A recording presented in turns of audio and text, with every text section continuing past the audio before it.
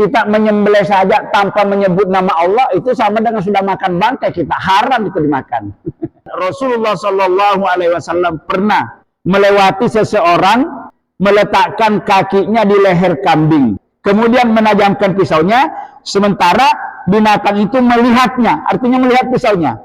Lalu beliau bersabda, maksudnya Nabi bersabda, berpesan ke dia, mengapa engkau tidak menajamkan sebelumnya? Ya, kalau bisa itu, ya. Mungkin sambil minta batu asa itu sambil diasah, tapi kambing sudah kelihatan itu ya. Ini Nabi mengatakan, kenapa kamu tidak asah, bisa diasah sebelumnya? Kenapa kok kamu memperlihatkan di depan mata kambing ini ya? Ini dilarang.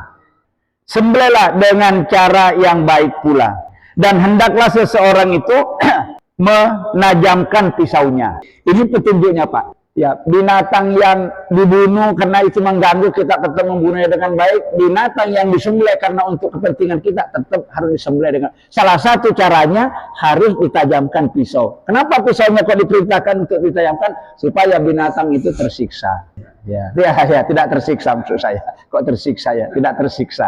Tajamkan pisaumu. Jangan nanti kok malah nyembelih kok pakai gergaji. Wah, itu ya. Bayangkan kalau digergaji lehernya. Oh, nggak ada pisau gergaji aja. Jangan.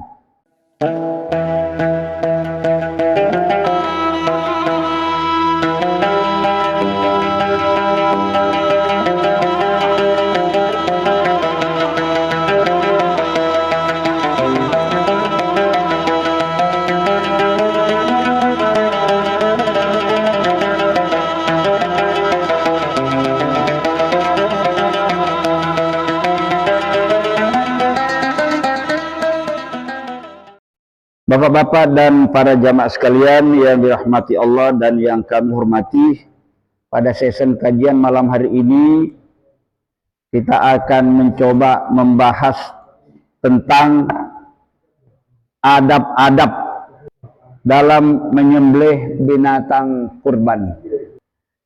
Jadi dalam segala sesuatu itu, dalam perbuatan kita, di samping ada syariatnya, ada aturan-aturannya secara hukum, tapi ada juga yang bersifat adab-adab atau etika.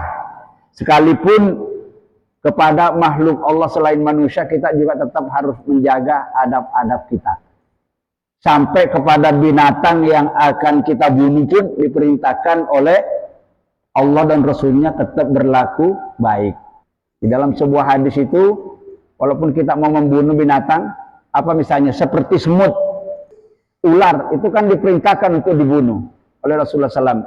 Tapi dalam membunuhnya pun kata Nabi tidak boleh menggunakan api, tidak boleh menggunakan air panas. Dilarang. Padahal harus dibunuh, tapi dibunuh itu tetap kita beradab.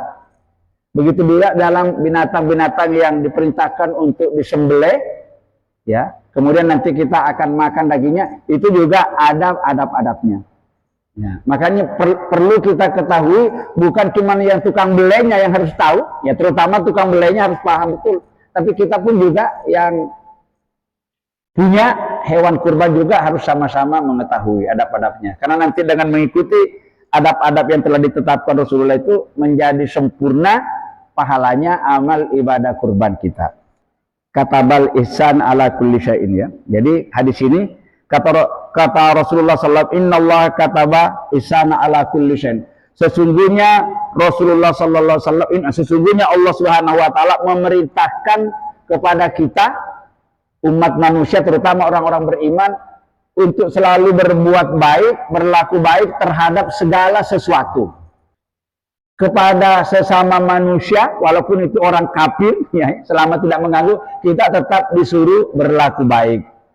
Kalau terhadap orang-orang kafir aja, kalau tidak mengganggu kita, tetap kita disuruh berlaku baik. Apalagi kalau terhadap sesama muslim seiman. Ya, terhadap tamumu berlaku baiklah, terhadap tetanggamu berlaku baiklah, terhadap hewan-hewan peliharaanmu berlaku baiklah, terhadap tumbuh-tumbuhan yang ada di sekitarmu berlaku baik. Gak boleh kita ngambil tumbuhan ditaruh di pot, gak disiram sampai merana, itu juga gak bagus. Karena itu makhluk Allah juga yang harus dirawat dan dipelihara. Begitu indahnya Islam itu, ajarannya meliputi segala sesuatu. Ya. Nah. Innallaha katabal ihsana ala kulli syai'in. Sesungguhnya Allah menetapkan atau mewajibkan kita untuk berbuat baik kepada setiap perkara, setiap perbuatan yang kita akan lakukan. Fa idza qataltum fa'dinus sabhata. Jika kamu manusia mau membunuh binatang, binatang apa saja kamu membunuh, ya, terutama binatang yang memang membahayakan kehidupan kita kayak ular, tikus, anjing gila itu bunuh. Tapi cara membunuhnya pun tetap harus secara, ya kalau bisa itu jangan dibakar di api, jangan dipanas, ya kita biar kapok kon, jangan ya. Udahlah, bagaimana caranya dipentung apapun cepat mati. Ya, ya, perbaiki, bunuhlah dengan cara yang baik. Wa idza zabahtum, sebaliknya jika kamu menyembelih binatang baik untuk peruntukan kurban, untuk akikah ataupun untuk kebutuhan sehari-hari, kalau kita beli itu seperti misalnya orang yang penjual daging itu, baik daging ayam dan bebek itu, kalau nyembelih binatang itu fa'asinuz zabha, perbaiki cara menyembelihnya. Perbaiki cara menyembelihnya. Ditenangkan, jangan disiksa binatang itu terus dicekik dan sebagainya, jangan. Ya. Ya. Sembelihlah dengan cara yang baik pula. Nah, dan hendaklah seseorang itu menajamkan pisaunya. Ini kenapa kok pisau disuruh tajamkan? Supaya hewan itu tidak tidak terasa sakit. Kalau kita digorok satu kali itu udah putus gitu. Biasanya sampai berapa kali Pak Woto? Pak Woto biasanya kalau gorok sampai berapa kali? Tergantung pisaunya. Kalau miring itu nggak bisa sekali. Kecuali kalau yang rumah itu sekali set itu langsung. Tapi kalau miring itu paling tiga kali. Iya, kalau Pak Woto tahu benar karena sudah pekerjaannya ya. Kalau saya ini walaupun baca kayak gini kalau nggak pernah praktekkan, dan sampai sekarang aku nek dikon-kon beli kambing sama sapi nggak wani. Saya kalau melihat darah itu Pak, misalnya kalau ada tuburuan di tengah jalan, jangan suruh tolong. Saya langsung nggak bisa berdaya, nggak tahan. Nah, tapi nek ayam sama bebek berani aku. Nek kalau kambing sama sapi nggak berani. Ya. Bisa kalau lihat cara, tapi itu kan kalau belum terbiasa itu nggak berani. Nah ini petunjuknya Pak. Ya, binatang yang dibunuh karena itu mengganggu kita tetap membunuhnya dengan baik. Binatang yang disembelih karena untuk kepentingan kita tetap harus disembelih dengan. Salah satu caranya harus ditajamkan pisau. Kenapa pisaunya kok diperintahkan untuk ditajamkan? Supaya binatang itu tersiksa. Ya, tidak tersiksa maksud saya. Kok tersiksa ya? Tidak tersiksa. Iya. Tajamkan pisaumu. Jangan nanti kok malah nyembelih kok pakai gergaji. Wah, itu ya. Bayangkan kalau digergaji lehernya. Oh, nggak ada pisau gergaji aja. Jangan. Ya. Maka penyembelihan yang pakai mekanik itu banyak disoal orang itu. Karena ada syarat-syaratnya nanti kalau ininya tidak terputus, ini ada urat nadi tertutup di sini di atas ini paling bagus, boleh juga di bawah ini. Dia saya lihat ada yang di sini, ada di sini. Tapi paling cepat matinya itu biasanya di sini ya Pak Oto ya. Apa ini? Pangkal tenggorokan. Ya, ada urat nadi di sini tuh. Harus ya, nggak sah. Ya. Ya, nggak sah juga. Nggak sah. Harus dua itu. Ya, itu yang diatur itu yang ngatur itu bukan siapa-siapa, Rasul. Di dalam hadis dijelaskan seperti ini. Hadis ini diriwayatkan oleh ahli hadis yang bernama Imam Abu Daud dan juga Imam At-Tirmidzi. Jadi ini ada keterangannya, ketika hendak menyembelih hewan, hendaknya hewan yang akan disembelih itu ditenangkan. Ditenangkan, jangan ditakut-takuti. Wah, apa dipukuli? Jangan ya, ditenangkan. Jangan sampai menyiksa hewan tersebut atau memperlakukannya secara kasar. Tidak membuat yang nanti bisa membuatnya jadi stres. Ya, apalagi kalau jatuhkan. Itu di dalam sebuah hadis dijelaskan, pisau yang akan kita beli itu nggak boleh Pak diperlihatkan itu. Atau mungkin di sini ada kambing, ada sapi, temannya melihat dibeli, atau binatang yang sudah dibunuh dilihat itu jangan. Iya, itu ya, karena itu stres itu. Kalau stres itu nanti berpengaruh kepada dagingnya Pak Widodo. Gak enak. Gak enak ya kan ya. Ya jangan kadang-kadang itu kenapa ini kok dagingnya sampai kayak gini, mungkin atos apa itu mungkin itu tadi. Waktu yang tukang nyembelihnya itu, ya. Bahkan saya melihat ya berita ini, biasanya itu Pak ada orang naik nyembelih kambing sapi, baunya itu loh Pak, nggak bisa baunya bau itu. Ternyata itu bukan doa itu, tapi ada cara yang menyembelihnya itu ya. Ada saya barusan baca itu ya. Jadi posisi kita itu jangan mekangkan diadukan, tapi ditaruh di kiri kayak gini Pak Oto. Kalau nanti misalnya kalau ini sapinya terus kita kayak gini pasti bau Pak, bau. Jadi semua yang terbuka gini itu kalau bisa nih kayak gini itu tuh. Jadi ini sebelahnya kayak gini. Jangan ini cuman itu namanya adab-adab. Semuanya diatur itu tentu ada maksud tujuannya. Apalagi ini ibadah. Nah, ibadah kurban ini termasuk bagian ibadah mahdhum. Ya, jangan sampai membuatnya binatang itu jadi stres atau menjatuhkannya dengan cara-cara yang praktis yang menyebabkan hewan itu tersiksa. Ya. Nah, beberapa contoh yang tidak boleh dilakukan ketika kita menyembelih hewan tersebut. Ya, baik hewan kurban maupun hewan biasa yang akan kita gunakan dalam kehidupan sehari-hari. 1. Menyembelih hewan di tempat yang terlihat oleh hewan yang masih hidup. Nah ini tadi itu ya. Jangan diperlihatkan, dihindari. Apalagi matanya sapi, matanya kambing kan lebar, ketahuan tuh bakal ya. Sudah dilihat orang bawa pisau ini, itu sudah terasa aku sebenarnya gitu ya. Nah, ya itu tidak boleh dilakukan. Yang kedua, menakut-nakuti hewan dengan golok yang akan dipergunakan. Awas kun kamu nggak boleh ini loh. Padahal itu binatang loh Pak. Itulah nanti mau dibeli. Itulah namanya adab etika itu. Karena itu juga makhluk Allah. Sekalipun Allah memerintahkan kita untuk nyembelih, tetap berlaku adab-adab di dalamnya. Berikutnya memotong-motong daging di dekat daging hewan kurban di depan binatang yang masih hidup. Jadi di anunya itu dicaci, misalnya ada gitu ya, mestinya dihindari. Cuman ya repotnya kalau kita di sini kan tempatnya ya sempit. Nyembelihnya. Nah, kalau kita disembelih di sini kelihatan itu orang dagingnya dicincang-cincang, kelihatan sama sapinya. Oh, itu kan kebanyakan yang sudah dicincang itu sudah mati, yang sudah digarap, yang ini baru. Iya itu. Karena itu kaitannya itu kan mempengaruhi ini ya, memotong-motong daging di dekat memotong-motong daging hewan kurban di dekat binatang yang masih hidup, jadi kelihatan. Nah itu tadi katakan ya kalau kita luas tempatnya atau bisa di ini, atau seandainya bisa itu dikasih tabir ya untuk menutup itu. Ini enggak ya, itu banyak ini ya.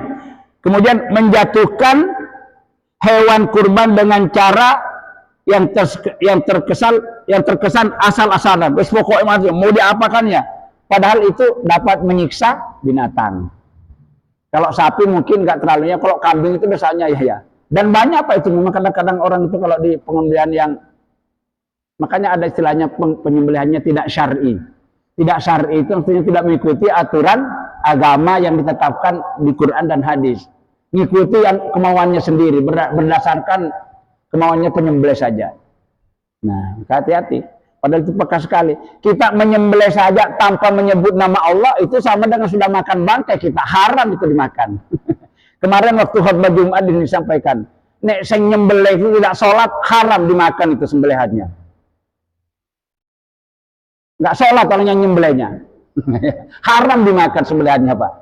Saya tak kejar Pak Khotibnya kemarin tadi Perak. Pak, mohon dijelaskan itu keterangannya sampean kalau Quran di Quran surat berapa, kalau hadis itu di kitab apa? Ya. Oh, coba buka di Fiqh Sunnah ada di fikih yang saya baca ini. Tapi saya nggak temukan di sini. Ternyata saya dapatkan di Fathul Mu'in. Ya, di Fathul Mu'in itu fikih yang saya kebetulan punya di rumah. Tanya, iya benar. Dasarnya tuh. Ya, jadi nggak boleh tuh. Nah, bagaimana makanya kita itu beli daging-daging yang di pasar itu banyak yang syubhat itu. Karena nggak ngerti kita itu waktu disembelih itu baca bismillah, orang Islam yang menyembelih enggak. Apa itu pakai cara-cara syari atau pakai hanya dibunuh binatang langsung dicekik, enggak dipotong kan banyak sekarang itu. Pakai mekanik, pakai mesin. Nah, Nah, inilah bedanya kalau kita ngaji kayak gini, insya Allah hal-hal yang begini kita akan paham. Ya. Berikutnya, ya. Menyeret tubuh hewan yang telah terjatuh ke tempat penyembelihan. Semua itu akan menyebabkan hewan jadi stres sebelum disembelih. Oh, diseret itu kayak ditarik kayak gini ya. Setelah misalnya kambing lah, kalau sapi mungkin nggak bisa kena abot ya. Diseret. Iya. Lah ya itu. Nah, ini sebetulnya itu menyalahi. Ya, itu. Ya. Ya, orang yang pengalaman biasanya begitu ya. Jadi tidak boleh, Pak. Langsung diambil, dibanting juga itu biar setengah lumpuh biar nggak boleh, Pak. Iya, nggak boleh. Jadi ini ada aturan mainnya.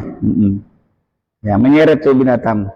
Karenanya, ya ini karena tadi beberapa itu. Oleh sebab itu selayaknya kita berlaku baik terhadap hewan sembelihan dengan melakukan hal-hal berikut ini. Tadi kan perintahnya berlaku baiklah.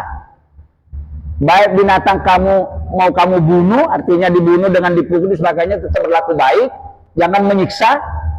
Begitu juga binatang yang memang tujuannya untuk kita makan, itu tetap yang disembelih itu ada aturannya. Bagaimana caranya kita berlaku baik terhadap binatang sembelih? Antara lain, satu, menyembelih sapi dan kambing di bagian atas leher. Cepat matinya itu. Sini maksudnya ya.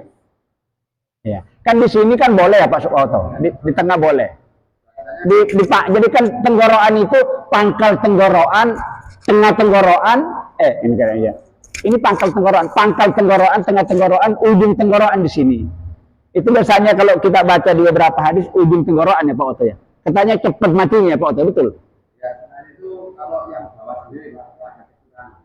Ada kekurangan. Gimana? Di bawahnya, kan airnya sini, iya. ambil sini. Itu takutnya ada kekurangan, ini dagingnya masih banyak. Bawah dengan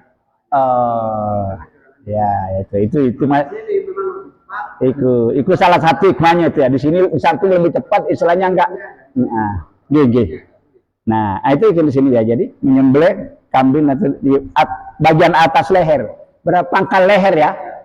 Bagian atas leher itu maksudnya pangkal leher. Karena kan leher ini ya tenggorokannya. Oke. Kemudian membaringkan hewan itu di atas lambung kirinya. Ya begitu ya Pak Oto ya. Membaringkan hewan di atas lambung kirinya. Ya. Ya, lambung kiri berarti ini kan? Iya. Ya, seperti kita kalau mau tidur lah ya gitu ya. Ya. Meletakkan kaki kanan di atas leher hewan tersebut. Ya, itu punya kita menggunakan untuk matanya kan masih buka Pak. Dengan telinganya kan kuat baru. Ya, jadi meletakkan kaki kanan yang menyembelih maksudnya ya? Iya, kaki kanan. Ya. Ya. Kita nggak boleh Iya. Coba sampai perhatikan kepala kambing misalnya di kaki kanan. Ini kepala sapi, kaki harus bersih. Iya. Kalau ini Pak bisa dulu bisa masuk. Gini. Ya ini ya. Jadi ini sekali lagi ini namanya adab, etika sopan. Apa kalau tidak dilakukan gitu ya. Namanya adab itu sama dengan sunnah. Jadi kalau dilakukan kan ini petunjuk Rasul, kita akan sempurna amal ibadah itu. Tapi kalau tidak dilakukan ya minimal pahalanya tekor. Seperti disembelih sendiri dengan sembelih orang lain beda, lebih istimewa andaikan kita mampu disembelih sendiri korbannya. Andaikan kita mampu cuman rata-rata ya nggak mampu. Walaupun tahu kayak saya mungkin tahu caranya, tapi kalau nggak terbiasa ya kayak gini. Kalau tidak mampu disunnahkan juga ketika dibelih itu hadir orangnya. Nah, sahibul kurbannya tuh Pak, hadir, menyaksikan. Jangan mengatakan, nggak apa-apa, corong wes kerungu kok aku, jangan ya. Beda Pak Win, jadi hadir itu. Biasanya kan kita bacakan. Biasanya saya yang membaca Pak, ini sapi A, ini peruntukan dari keluarga Bapak Woto, Bapak Jupri, Pak gini-gini. diperuntukkan juga kepada almarhumah yang telah ini A, B, C, D, E ya.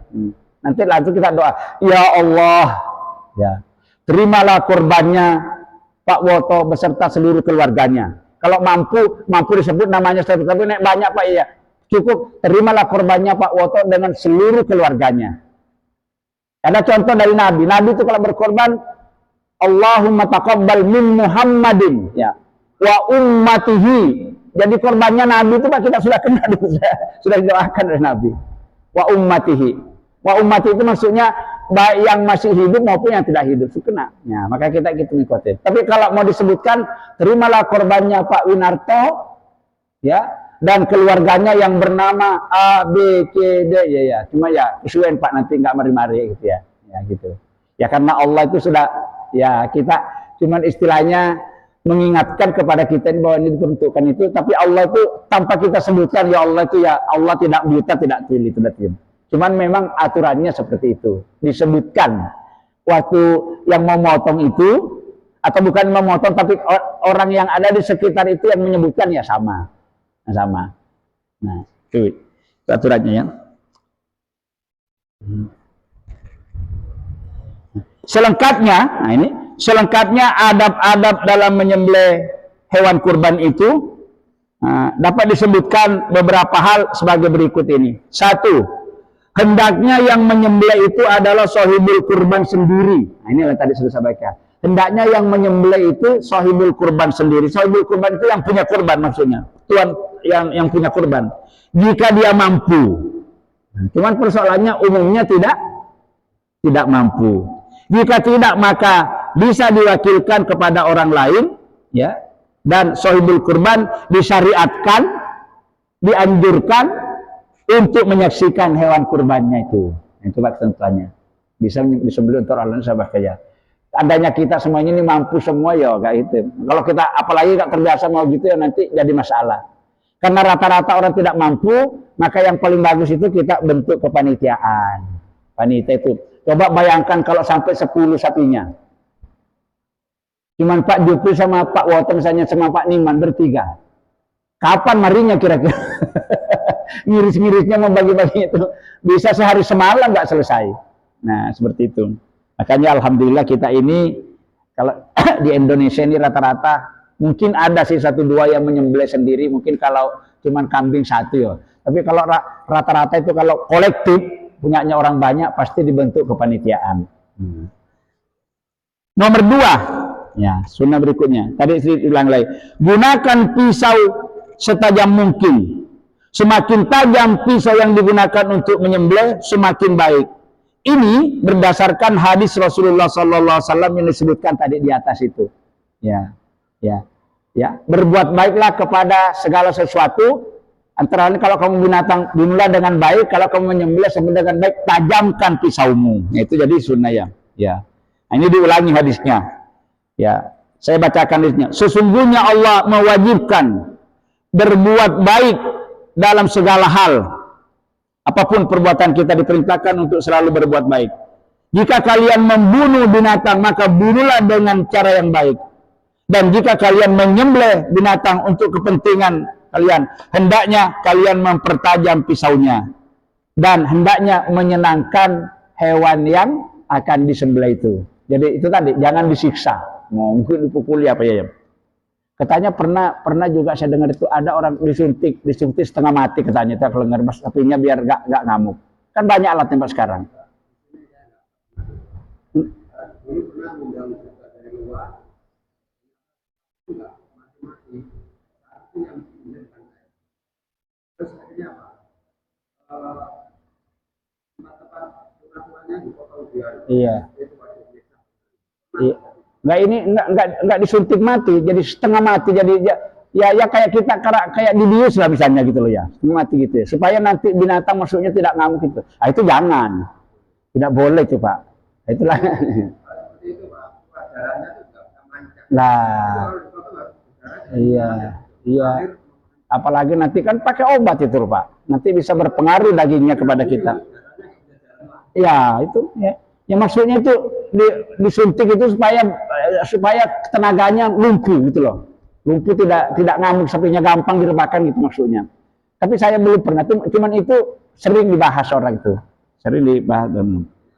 Ya, itu termasuk cara-cara membunuh dan menyembelih tidak syar'i kalau seperti itu, ya. Ya, walaupun ya dulu di zaman Nabi kan nggak ada suntik-suntik ya, walaupun begitu ya jangan terlalu anulah. Karena ini ibadah, sekali lagi ibadah. Tidak boleh kita melakukan penyimpangan dari tata cara yang ditetapkan oleh Rasul. Mulai binatang yang boleh disembelih, binatang yang tidak boleh disembelih, tidak boleh dihina, tidak boleh, kan ada pak larangan-larangannya. Nah. Mungkin itu sapi yang liar. Sapi yang liar yang nggak boleh dipegang, terpaksa ditembak bius, atau harus mungkin. Yang kayak pertanyaannya Pak Sopo tempat di sini ya. Boleh kalau gitu. Karena kalau sapi liar itu nanti tidak bisa ya. Artinya supaya bisa dikuasai ya maksudnya. Tapi kalau sapi kita yang dibeli rata-rata sapi yang sudah jinak ya. Itu memang ada sapi kalau lihat orang itu, tapi itu sapi liar itu ada yang punya ya. Ya, makanya ya ada juga ada yang mungkin memang sapi nggak pernah dikeluarkan, hanya di kandang, dijemur sebentar, makan kandang, itu nggak pernah ketemu orang. Itu bisa marah kalau ketemu orang. Ya itu yang liar seperti itu. Iya, saya masih tinggal di Sulawesi dulu pernah Pak melewati padang itu sampai katanya ada yang punya, nggak diikat nggak akan, cuma ucul saja. Tapi tetap berkelompok sapinya itu. Ya. Tapi itu katanya kalau waktunya nanti mau digunakan waktu itu bisa ditangkap lagi. Memang gitu. Jadi orangnya itu nggak mau repot ngarit gitu loh. Jadi dilepas itu mungkin yang dimaksud sapi liar ya. Nah. Dulu kan anak-anak kan semua nanti ya dia takut semua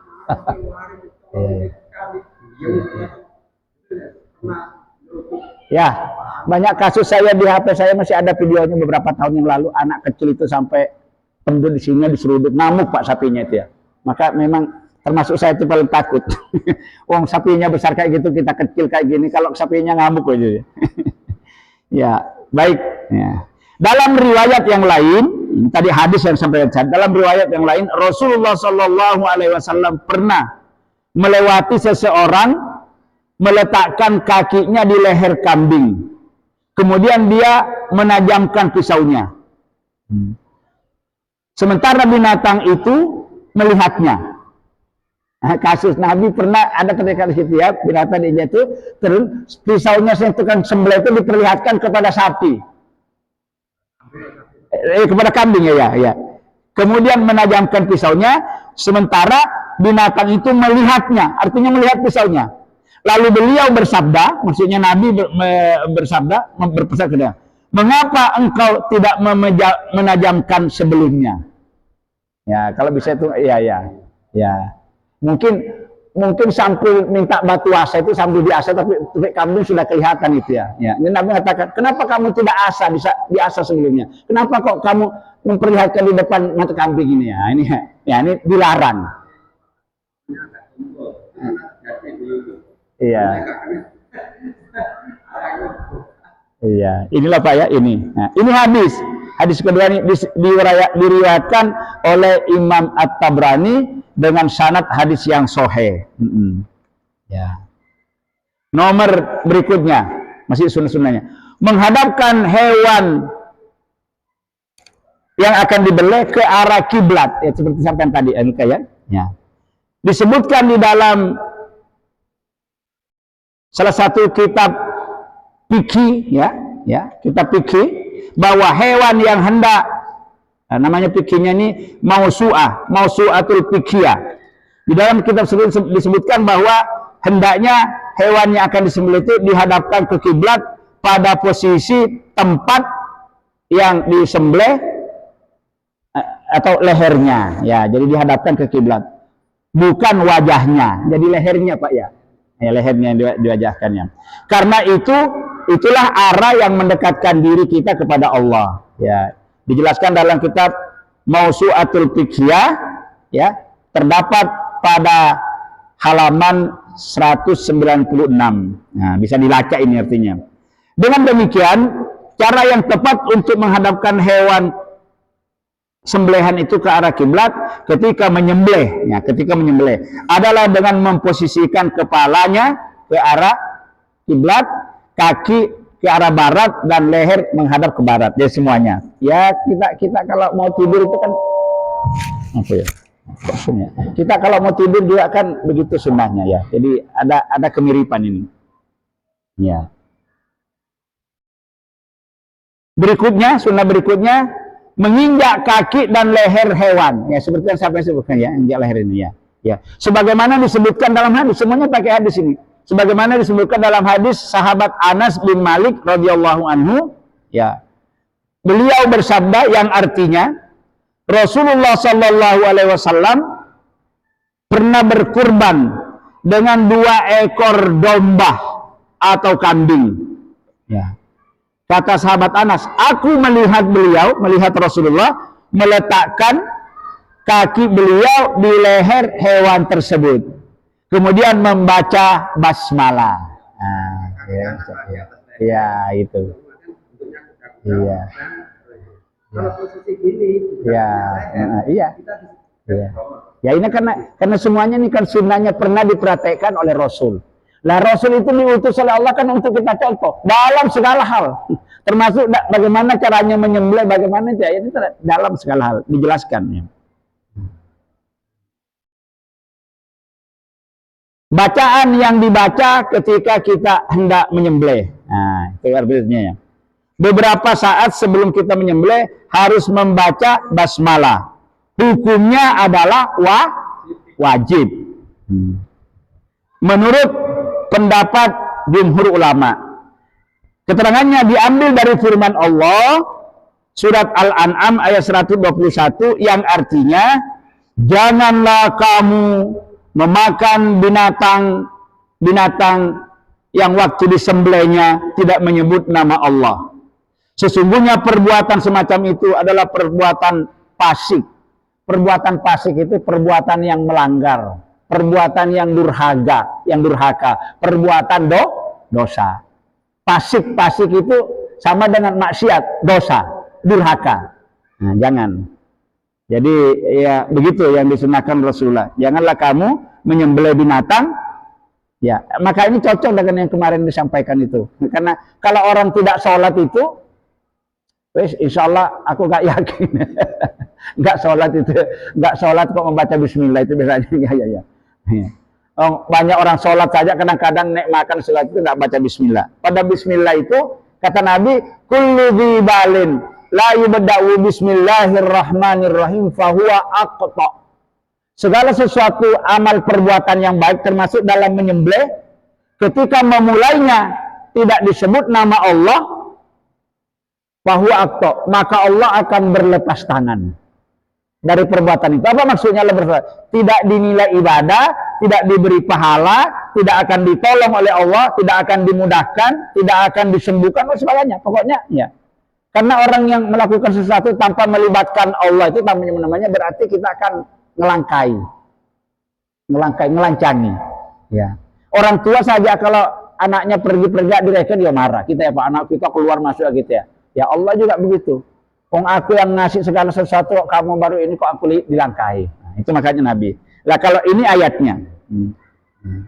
Jadi membaca bismillah. Ya. Di samping membaca bismillah, ya. Dianjurkan juga pada saat menyembelih, ya, dianjurkan juga pada saat menyembelih membaca takbir, ya. Makanya biasa kita sama rame-rame. Boleh yang menyembelihnya itu yang membaca atau orang-orang yang ada di sekitarnya itu membaca. Ya panitia baca. Allahu Akbar, Allahu Akbar, Allah. Itu menunjukkan bahwa semuanya ini bisa terjadi atas kuasa Allah. Ya, kuasa Allah. Oh, binatang itu kok bisa disembelih besarnya kayak gitu kok bisa ada itu semuanya. Kalau bukan karena kuasa Allah menundukkan binatang itu bisa tunduk kepada manusia yang berakal, tentu kita tidak bisa berbuat apa-apa. Nah, itu antara lain. Jadi bertakbir, ya. Bagaimana kalau tidak membaca bismillah, cuma bertakbir? Ya boleh juga takbir itu asma Allah. Tapi yang umum itu bismillahirrahmanirrahim. Ya, umum bismillah. Ya, karena bismillah itu dengan menyebut nama Allah itu berarti dengan memohon pertolongan Allah, dengan memohon keridhaan Allah, maksudnya bismillah, dengan memohon perlindungan Allah, dengan memohon karunia Allah, dengan memohon perlindungan, itu banyak sekali luas bismillah. Kalau Allahu Akbar boleh, enggak baca bismillah, menyebut nama Allah, tapi itu lebih afdal basmalah. Maka yang paling bagus itu di samping membaca basmalah diiringi dengan takbir. Apalagi kita kan sehabis sholat Idul Adha di masjid, kan bertakbir itu dianjurkan sampai 3 hari sesudahnya. Kalau Idul Adha, hari tasyrik masih bisa bertakbir sampai sebelum maghrib, hari yang tanggal 13 itu. Tapi kalau Idul Fitri sampai asar tok boleh kita bertakbir. Kalau sudah maghrib nggak boleh. Kalau Idul Fitri, kalau Idul Adha di malam takbiran Idul Adha itu sampai besok siang sampai 3 hari sesudahnya. Ya kita makanya biasanya di dalam sholat itu kita praktekkan. Begitu juga di saat kita memotong hewan kurban ini. Nah, berikutnya masih sunnah-sunnahnya ya. Ya, disunatkan ketika menyembelih, bukan disunatkan ini ya, dianjurkan. Dianjurkan itu hampir sama diharuskan. Ya, ketika menyembelihnya menyebut nama orang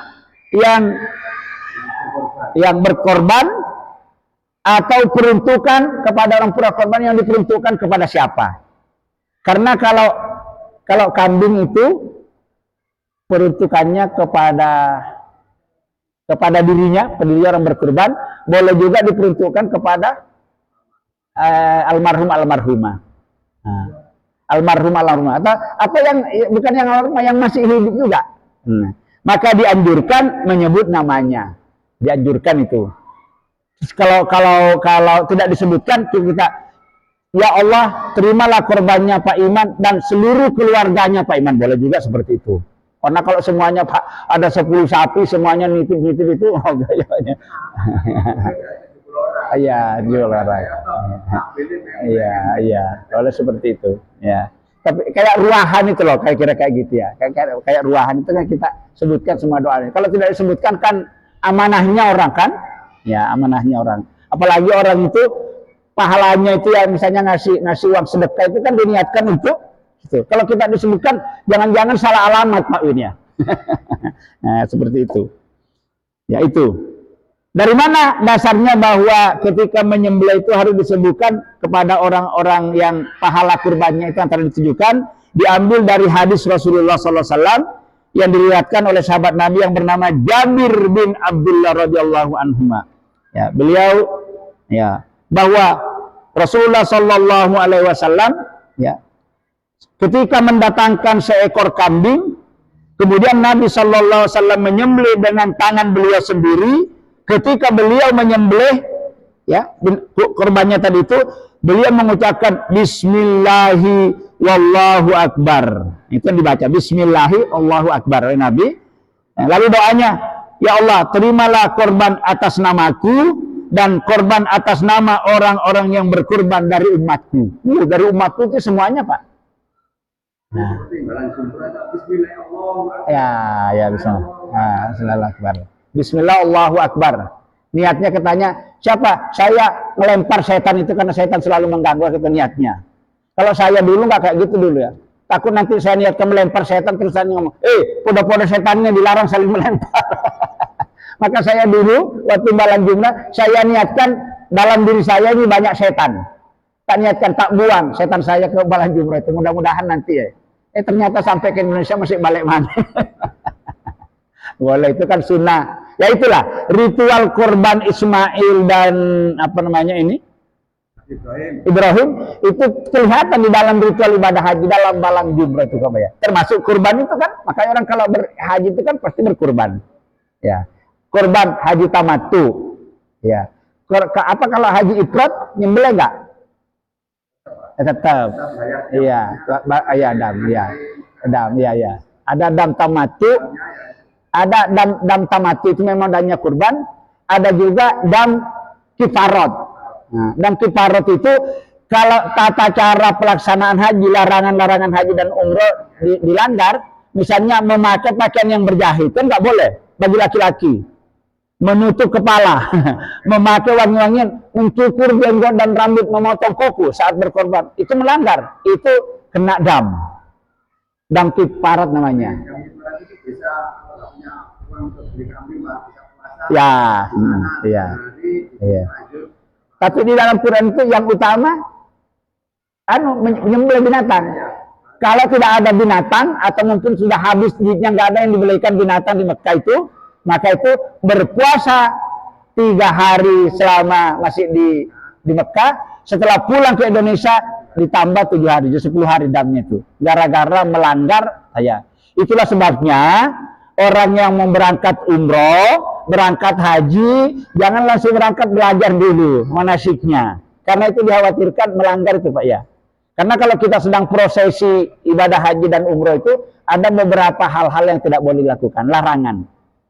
Sama nih, besok yang berkurban, di hadis dijanjikan, orang yang mau berkurban, besok Pak Woto sama saya, mulai tanggal 1 Zulhijjah, nggak boleh motong kuku, nggak boleh motong rambut, nggak boleh cukur kumis. Loh kok begitu? Itu Nabi yang menetapkan. Apa hikmahnya? Wallahu a'lam. Ya, yang mungkin itu dinaikkan, dibandingkan dengan haji. Karena kurban ini erat kaitannya dengan ibadah haji. Jadi besok Pak Uin kalau berkorban, kukunya dipotong memang sama rambutnya sebelum tanggal 1 Zulhijjah. Kalau dipotong itu makruh. Ya, makruh itu bisa mengulangi nilai-nilai ibadah kurbannya. Bukan haram, cuma makruh. Nah, makruh itu kalau dilakukan mengurangi pahala. Ya, itu tujuannya untuk apa? Untuk disiplin. Untuk disiplin, ya, ya itu ya.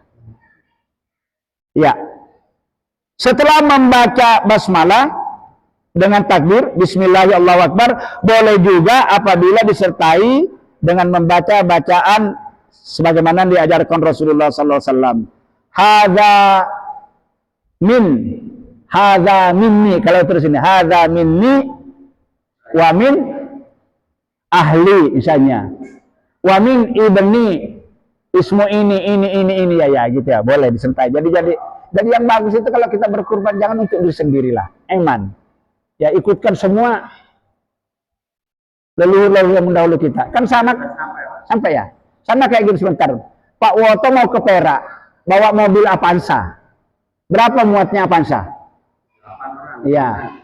Pak Iman juga mau ke Perak juga. Pak Win juga mau ke Perak.